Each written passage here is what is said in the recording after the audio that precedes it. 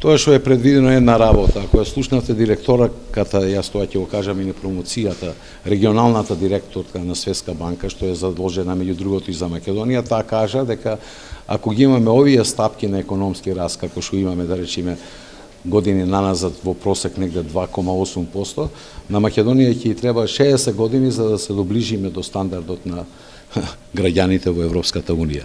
Значи, основно е да се динамизира растот. Лично мислам дека оваа година, после надминување на кризата, веќе има определено заживување на економската активност по сите релевантни показатели што ние ги реализираме. Сега, дали оваа година ќе се оствари стапка од 3,2%, ќе видиме, иако лично мислам дека тоа е остварлива стапка на економски раст, затоа што од една страна инвестициите почнаа полека да растат, личната потрошувачка исто така почна полека да растат. Многу е битно како ќе се држи извозот, а кај извозот имаме квалитативни подобрувања, поместувања, благодарение на странските директни инвестиции во зоните.